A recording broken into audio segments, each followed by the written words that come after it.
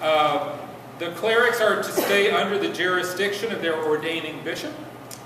If they travel, they are to carry letters with them saying that they are in good standing. This is still a canon that's observed. We call it a Chalcedon. So if I want to go over to, if I'm traveling out of the United States, someplace else, I have to get a letter from my provincial saying that I'm in good standing, and I take that where I go and show it to whomever asks for it. And this is another interesting one that kind of has its own, particular point in time. Clerics that do not have special permission are to stay outside of Constantinople. No more meddling. The staff of various church institutions, so like shrines, this would be like shrines, were reminded that they were all subject to the bishop. They couldn't ignore the bishop.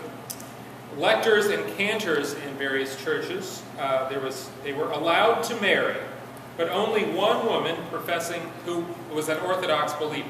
So you couldn't go marry the heretics, and if you did, they had to enter full communion with the church if you happen to be in that state. Here's an interesting one. Deaconesses were to be at least 40 years old, properly examined in celibate. Now, what is a deaconess? This also appeared, there was mention of deaconesses in the Council of Nicaea with respect to certain heretical sects coming back into communion with the Catholic Church, and that one basically said that they were to be received as laymen, women, right? A deaconess, according to the Apostolic Constitution, so this is a document from maybe the 200s, would be in charge of the baptism, the anointing of the woman, and so this is usually done without any, in the nude. So the anointings that go with baptism, and that there was a woman in charge of making sure that this was done, and that it was unseemly for the male clergy to be doing this. So that this was something that was given to certain women here, specified who they are. But and this seems to also have only been common in certain places in the East. In the West, it never seems to have really happened or been active. But certain places in the East, when there were a large number of adult baptisms, there was this office. And as the area became mostly Christian, right, and the baptisms were done in infancy, this office kind of fell out of use and disappeared. Consecrated virgins were not to marry, but if they did, the local bishop had the discretion of dealing with them as he decided. So he could excommunicate them, he could be lenient, it was up to him to decide. Monks, we saw Eutyches cause some problems here, and he wasn't the first nor the last monk to do so. They were to be subject to their local bishop. They had to be obedient as well. They were forbidden to marry. That's kind of what being a monk means. And they were, quote, to foster peace and quiet and attend solely to fasting, prayer, and staying set apart in their places, avoiding worldly business without permission. The monasteries themselves must be approved by the local bishop before being erected, so you couldn't just move into a bishop's diocese. I'm building a monastery here. That was not allowed, nor is it now. And once erected, these monasteries were not to be turned over into secular use. And concerning all the faithful, there were a certain number of canons. One was warning the faithful against entering into conspiracies, against falsely denouncing the clergy, against seizing the property of a bishop at the point of his death, against failing, and the final one here I think relates a bit more to the clerics than it does to the laity about carrying papers when they travel. Now there were some controversial canons. Two of these are not so controversial, but the third one turned out to be pretty controversial between East and West. The papal legates were not present for all of these discussions. And they claimed to have no instruction on how to deal with certain issues. One of the canons, Canon 9, said that bishops or clerics who had disputes with their provincial metropolitans, in other words, way of saying that, if they had a dispute with their archbishop, they could appeal to the civil authority or directly to the Patriarch of Constantinople.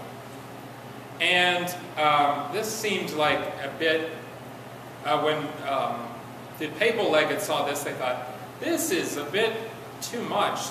Constantinople is kind of grabbing things for itself.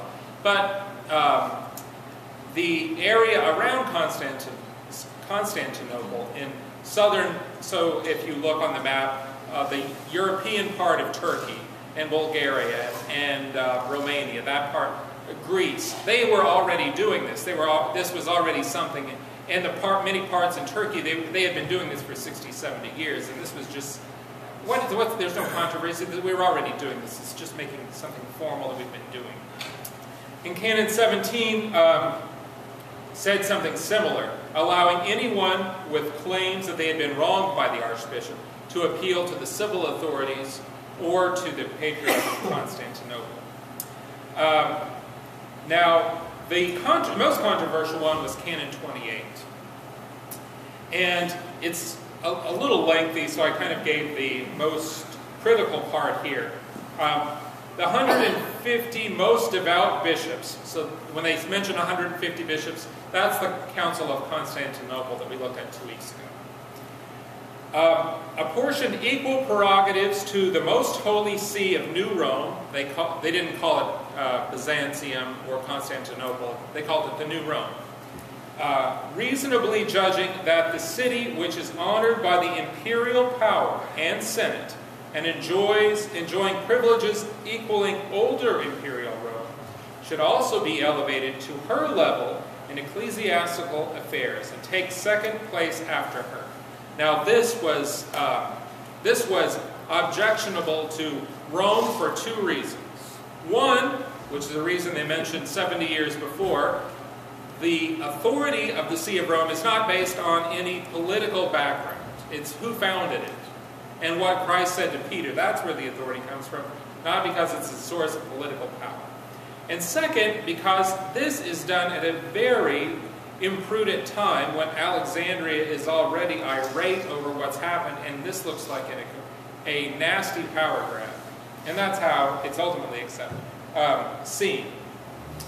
The canon was approved in the absence of the papal legates, and when they found out about it, they were completely irate.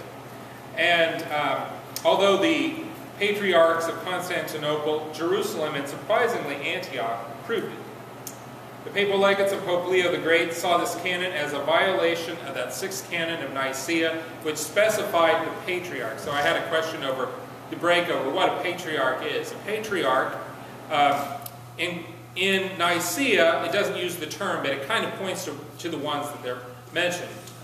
Rome, Alexandria, Antioch, and Jerusalem. They all have apostolic origins. Going back, read about them in the New Testament themselves, except for Alexandria.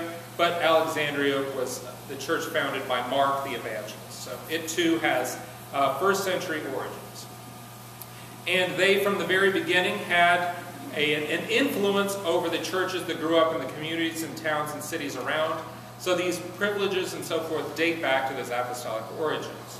And they continued to have an influence greater than just like an archbishop might. So if there was a dispute between bishops in a region, they would go to the patriarch.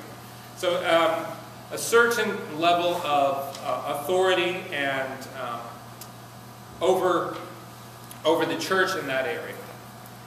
And Constantinople, a bit of a Johnny-come-lately, now wants to make itself, in the Council of Constantinople, it raised itself as one among the equals of the others, and now it wants to make itself second. The imperial commissioner approved the canon over the protest of the legates, and the decree was promulgated in February 452 by the emperor. Now Pope Leo responds. First of all, he refuses to ratify the decrees of Chalcedon when he first receives them. It goes back and forth for a number of months, and he's not pleased at all with this particular canon, because he thinks it is going to do deep damage to the unity of the church, particularly with respect to